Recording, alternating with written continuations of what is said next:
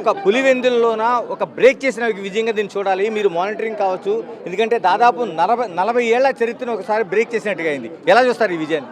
ఇది 100% ప్రజా విజయం. ఎవరినైనా ప్రజలను 35 ఏళ్ళు అక్కడ ఓటే వేయనీయకుండా చేసి తర్వాత ఓటు వేయనిస్తే ఆ రిజల్ట్ వచ్చేసి ఇలానే ఉంటుంది. ప్లస్ ముఖ్యంగా ఇప్పుడు ఇన్ని ఓట్లు వచ్చినాయంటే ఈ తెలుగుదేశం ఓట్లే కాదు, వైఎస్ఆర్సీపీ నుంచి కూడా మాకు ఓట్లు వచ్చాయి. ఎలా అంటే జగన్మోహన్ రెడ్డికి బాగా ఆయన మదం ఎక్కి అహంకారంతో ఉన్నాడు.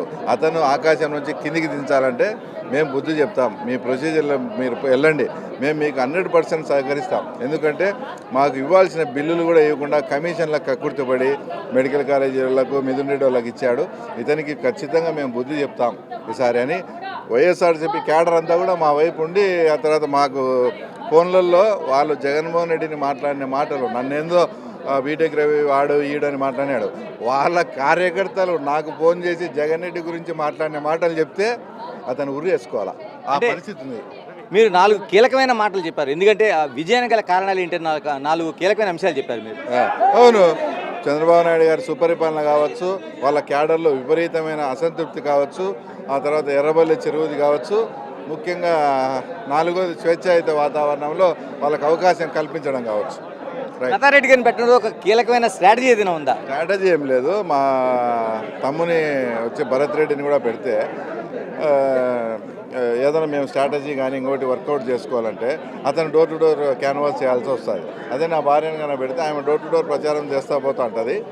మేము ఏదైనా స్ట్రాటజీస్ వర్కౌట్ వేరే వాళ్ళని చేర్చుకోవడంతో ఓబులెడ్డిని కానీ విశ్వనాథ్ రెడ్డిని కానీ మా పుష్పాన్ని కానీ వీళ్ళందరినీ మేము స్ట్రాటజీ ప్రకారంగా చేర్చుకున్నాం కదా అందరినీ. ఈ బీట్లో భాగంగా కొంచెం మాకు టైం దొరుకుతుందని చెప్పి మా భార్యను పెట్టడం. అంటే పులివెందులో 40 ఏళ్ల దీనికి ఆధిపత్యానికి బ్రేక్ పడినట్టేనా? ఆల్మోస్ట్ ఆల్ బ్రేక్ పడింది. మేము ఏంటంటే ఇక్కడ ఏదైతే వాగ్దానాలు ఏదైతే హామీలు ఇచ్చి అన్నీ చేశామో అవన్నీ ఫుల్ఫిల్ చేసి ఈ పులివెందుల మండలాన్ని మేము చెప్పినట్టన్నీ చేశాం. అలాగే పులివెందుల కాన్స్టిట్యున్సీని కూడా డెవలప్ చేస్తాం. తర్వాత నన్ను ఆదరించండి అని నేను ప్రజల్లోకి వెళ్తాను. పులివెందులతో పాటు ఒంటిమిట్టలో కూడా అదే విజయం సాధించారు. ఎందుకంటే ఇక్కడైతే డిపాజిట్లు పోయి దాదాపు 100ల సంఖ్యలో పరిమితం అయ్యారు. ఇక్కడ మీరు 1000కి వెళ్ళారు, అక్కడ కూడా విజయం సాధించారు. ఎలా చూడాల్సిన అవసరం ఉంది? ఏముంది, ఇప్పుడు 14 months నుంచి చంద్రబాబు నాయుడు గారి సుపరిపాలన మెయిన్ ఇంపార్టెంట్. ఇందాక చెప్పాను, తల్లికి వందనంలో పిల్లలు తండ్రులంతా ఆనందంగా ఉన్నారు.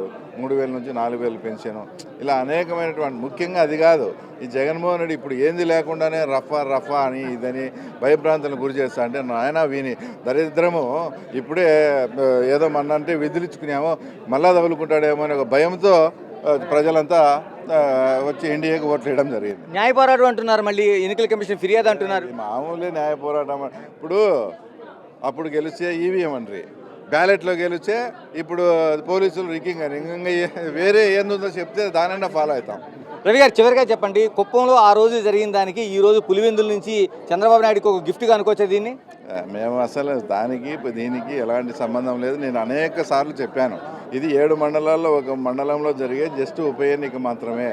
మేము ప్రజల్లోకి స్టెప్ బై స్టెప్ తీసుకొని పోతాం. అంతిమంగా వాళ్ళ చేతులు, ఇప్పుడు అంతకుముందు సాగునీటి ఎలక్షన్స్లో ఎవరు ఏం చేయలే, బాయ్కాట్ అన్నారు, ఇది బాయ్కాటే. అతనికి నెక్స్ట్ మున్సిపాలిటీ ఎలక్షన్ చూడండి, 100% అతను బాయ్కాట్ చేస్తాడు. ఎవరైతే బీటెక్ రవి ఎవరని జగన్ ప్రశ్నించిన ప్రశ్నకు ఇదే సమాధానంగా ఆయన చెప్తున్నారు. టోటల్గా చూసుకుంటే ఇప్పటి వరకు 40 ఏళ్ల ఆధిపత్యానికి ఒక బ్రేక్ పడిందని బీటెక్ రవి స్పష్టం చేస్తున్నారు.